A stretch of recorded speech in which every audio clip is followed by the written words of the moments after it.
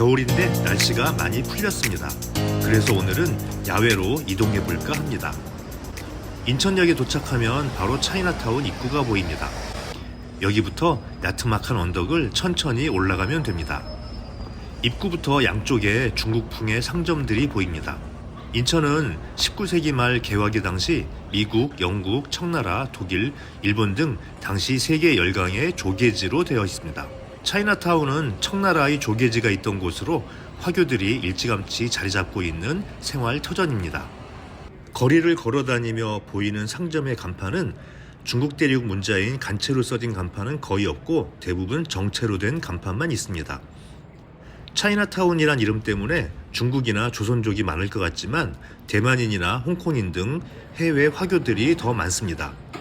때문에 중국 대륙보단 대만, 홍콩과 같은 모습을 갖추고 있어 거리 자체가 깔끔하고 질서정연해 보입니다. 오르막길 끝인 여기 삼거리가 차이나타운 메인 스트리트입니다. 커다란 중국집이 보이는데 여기서 왼쪽으로 이동합니다. 첫 번째로 찾아볼 곳은 의선당입니다. 배고픔을 잠시 참고 삼거리에서 100m 정도 걸어가면 볼 수 있는 곳입니다. 크기가 작아 지나칠 수 있습니다. 만다복이란 중국 음식점을 지나면 왼쪽으로 보이는 사찰입니다. 고향을 떠나온 화교들이 이민생활 중 토속신앙을 유지하고 가족의 안녕을 빌기 위해 설립된 곳입니다.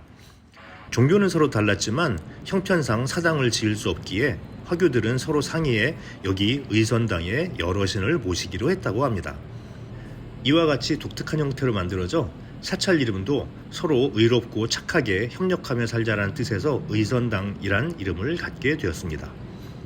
이 장소에 와보면 여기가 한국인지 중국인지 알 수 없을 정도입니다. 작지만 아기자기해 사진 촬영하기도 좋습니다. 다만 사찰이니 떠들지 말고 경건하고 조용하게 방문하셔야 합니다. 다시 길을 돌아가 황제의 계단 쪽으로 갑니다. 중국집은 만다복, 공화춘, 연경 세 곳이 유명하다고 하는데 제 경험상 연경이 인테리어가 제일 고급지고 멋진 것 같습니다. 참고로 우리에게 제일 익숙한 공화춘이라는 중식당은 최초의 그 공화춘이 아닙니다. 판권을 구입하고 부지를 고친 새로 만든 공화춘이며 진짜 공화춘은 창업자 가문이 운영하는 인천역 인근 신승반점입니다. 투머치 토크인가? 이제 황제의 계단으로 올라가 보겠습니다. 자유공원으로 올라가는 계단입니다. 계단엔 황제의 의자, 무릉도원, 만리장성 등의 그림이 그려져 있습니다. 여기 앉아서 사진들 많이 찍고 가십니다. 여기서 보는 연경이란 건물이 사진 찍는 포인트이기도 합니다. 잘 찍으면 마치 중국 여행 온 기분 낼 수 있습니다. 계단을 따라 계속 올라가면 설립문이 보입니다. 여기 골목엔 수오지와 관련된 여러 이야기가 벽화로 만들어져 있습니다. 수오지를 잘 몰라서 그림만 잠깐 봅니다.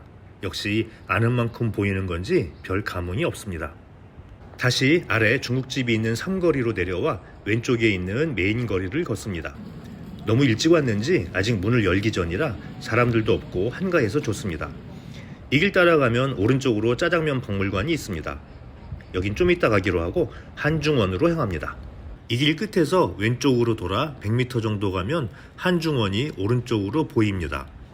중간중간 예쁜 건물도 있으니 사진 촬영하기 아주 좋은 거리입니다.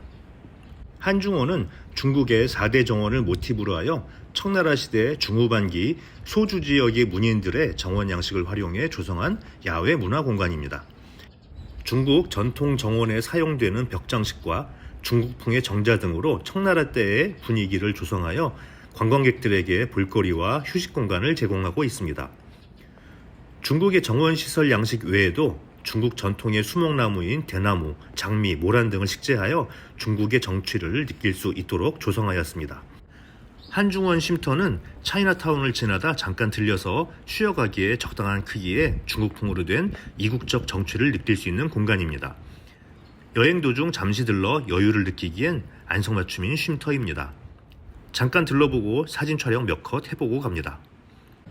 1번 거리로 가기 전 아까 봤던 짜장면 박물관으로 향합니다. 1905년 인천 차이나타운에 살던 중국인이 처음 만들었다는 짜장면은 역사가 100년이 넘습니다.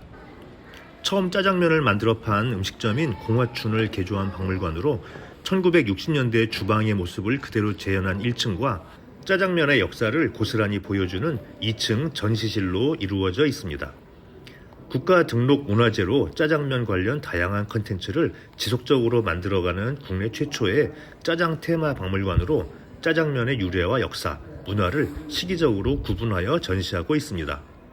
특히 사진 촬영할 수 있도록 짜장면을 먹는 식탁을 재현하는 등 재미있는 볼거리를 제공하고 있어 한 번쯤 들러볼 만한 곳입니다.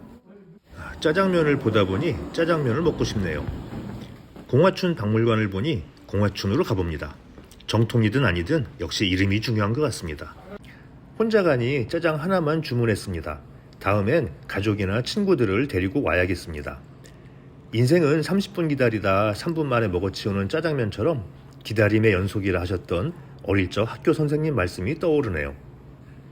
아무리 정통이 아니라 해도 동네 중국집보단 훨씬 맛있습니다. 역시 음식은 분위기가 많은 영향을 끼칩니다. 깔끔한 클래식 음악이 나오는 파인다이닝 식당에서 먹는 짜장보단 이렇게 중국풍이 물씬 나고 약간은 지저분해 보이는 곳이 짜장 먹는 데는 최고입니다. 배를 채웠으니 이제 일본 거리로 갑니다. 아까 봤던 한중원으로 다시 갑니다. 계획하지 않고 오면 이동거리가 엉망진창이 됩니다. 차이나타운 끝을 알리는 막루를 지나면 일본 조개지가 나옵니다.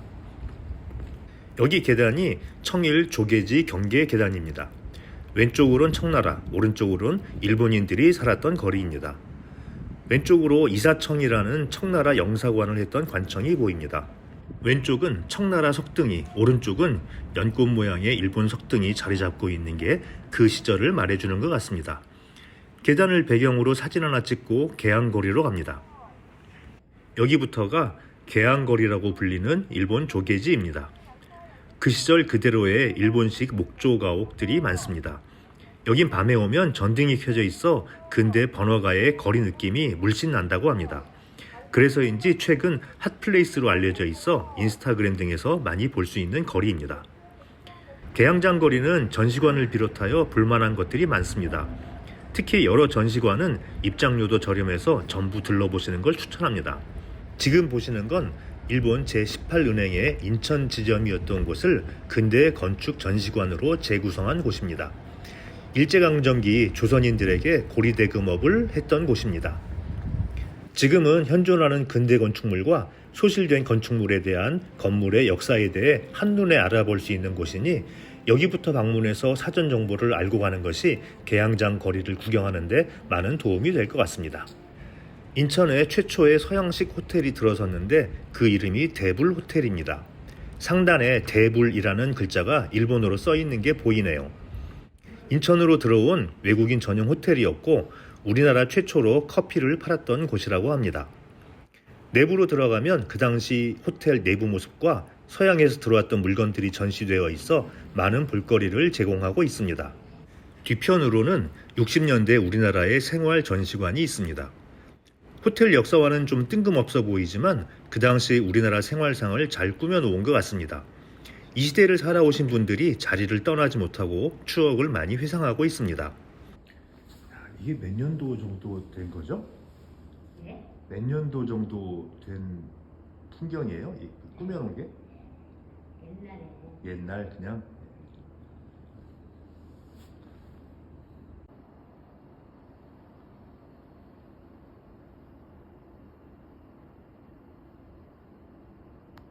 일본 제1은행이었던 이곳은 계양박물관입니다. 계양기에 들어온 근대문화와 그 시절의 인천의 모습을 엿볼 수 있습니다. 4개의 상설 전시실에 계양기 당시를 재현해 만든 거리 등 흥미로운 볼거리가 많습니다.